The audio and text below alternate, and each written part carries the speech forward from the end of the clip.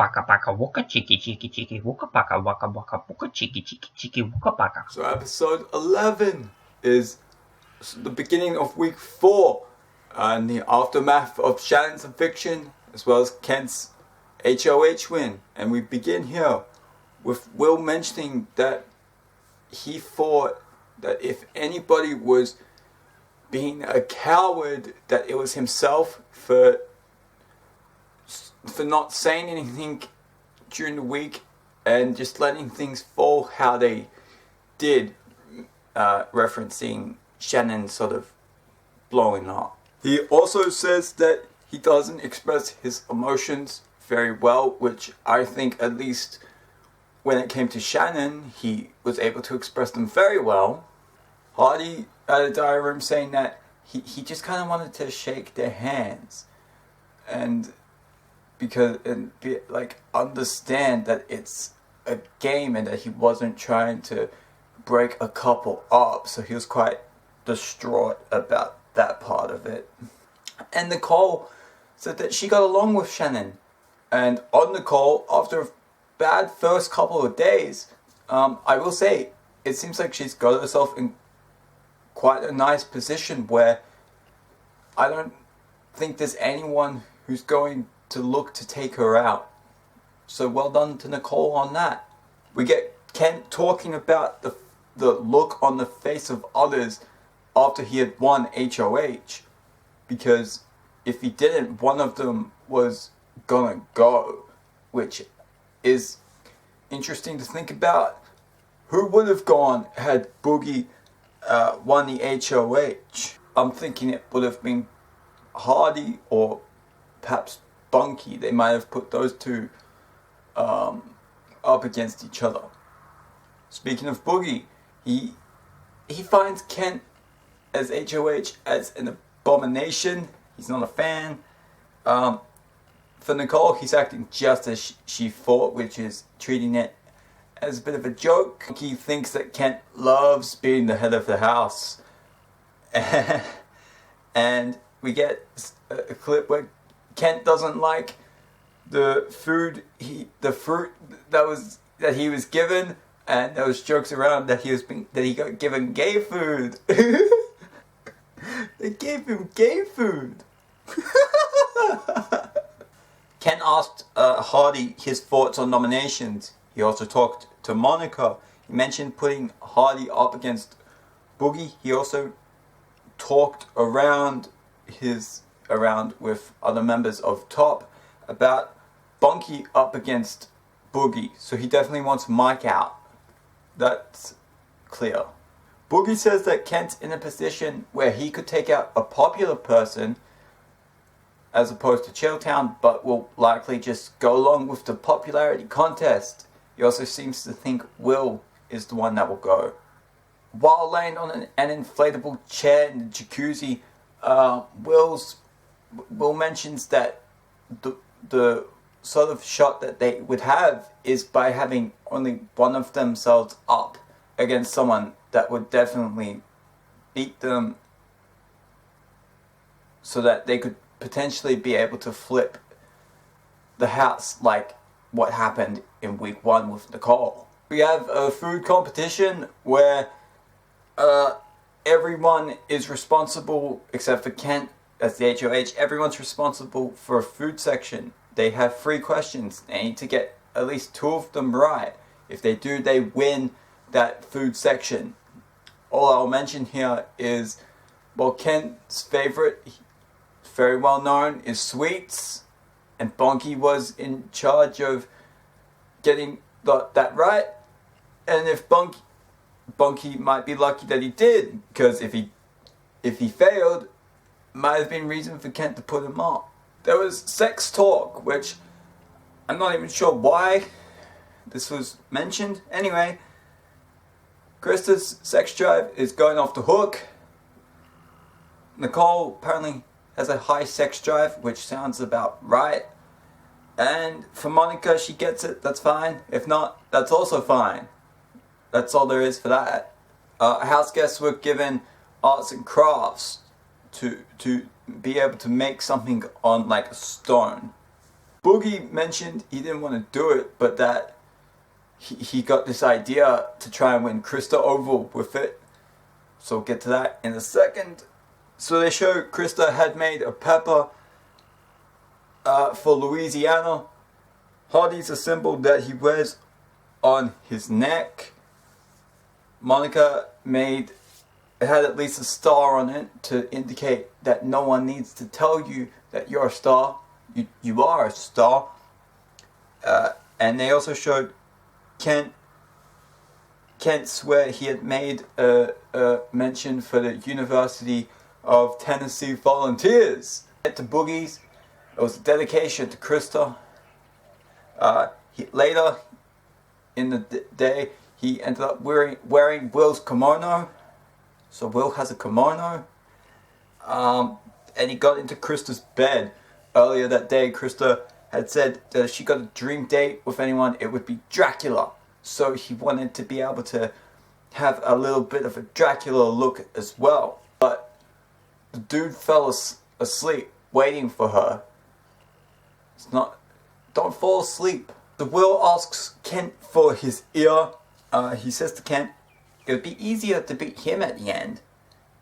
It'd be easier to be with him at the end as opposed to a Krista, Monica, or Bunky. So he's planting the seeds. And if Will was HOH, it would be to say target Mike, because Boogie competes with Will for the spot. I'm guessing as most hated person. Krista overheard the conversation and she relayed it to Mike, saying Will was saying that Shannon might have been using him. Boogie asked her if she thinks he was just playing Kent. She said no. She mentions Bunky up against Mike as well, and Boogie had a DR saying he was taken aback a bit by how much Krista's finger was on the pulse here. We got to see Bunky and Kent bond over quiche. That's not gay. Quiche isn't gay food. So fast forward a bit. Kent's thinking of nominating... No, he thinks nominating Will and Mike would be boring. He wants Mike out. I don't think Will really... I don't know that his seeds meant anything, because even earlier in the episode we saw Kent mentioning this scenario as well.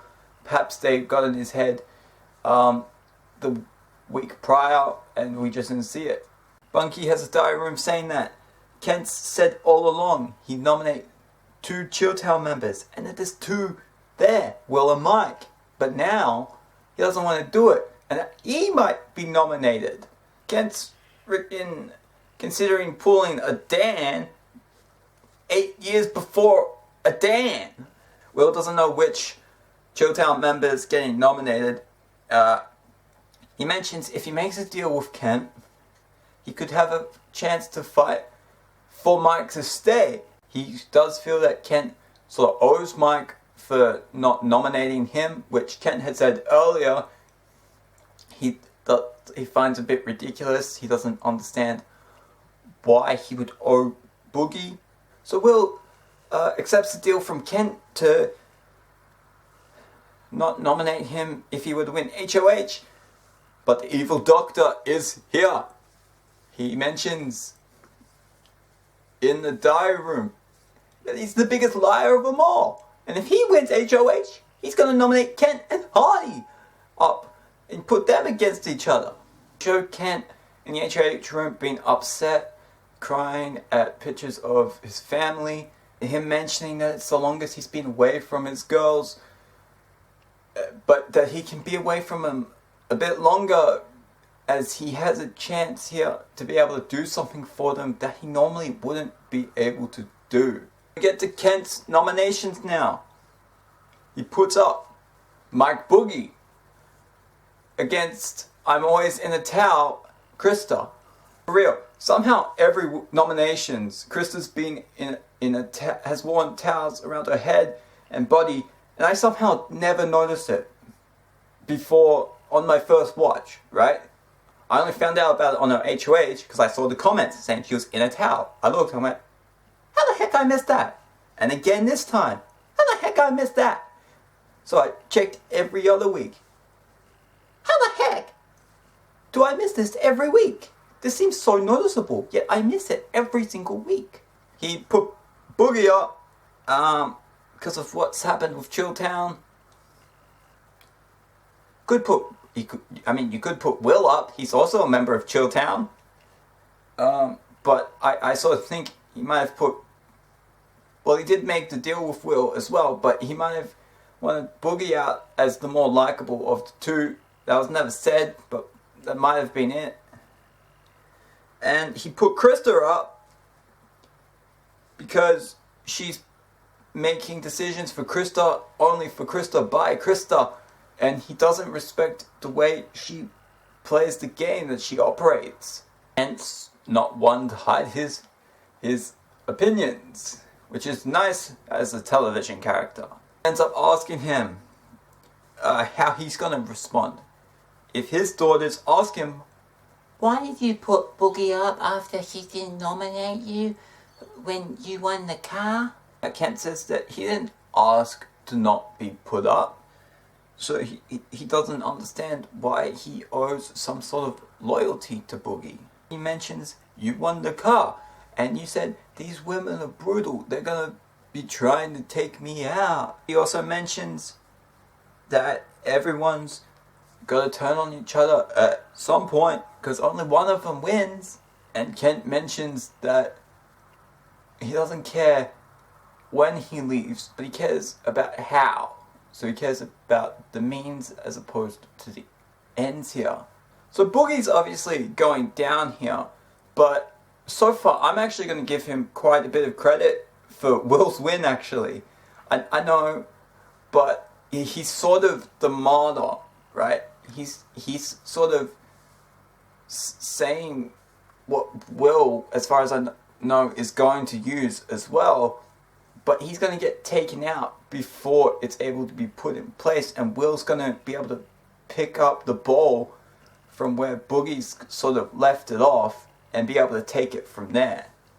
But it does seem, at least from what I've seen, that Boogie's being the one to say, the one to plant the seed about, you guys have to take each other out, more than Will has. Obviously don't see the live feeds, so I can't say with 100% certainty on that.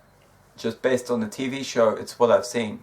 So when Will was counting votes to possibly keep Boogie, he counted himself as one, Nicole as the possible second, and Krista as the third. Obviously with Krista up against him, that's one vote that's not there. So in terms of looking for votes to keep Boogie, if Untouchables is still a thing, it won't be Monica or Hardy. So that's two already against him. So leaves only Bunky, who seems to despise Chilltown, so good luck on that one, as well as Nicole. Out, I see at the moment, in terms of what it is you could try and do to get Boogie to stay, is have him full on seduce Krista and then try and make it seem like Krista's fully on the side of Chilltown. It seems like the only possible, it seems like the most likely path you could try, even though it isn't very likely to get done. Like, to me, that's the play to try and make here,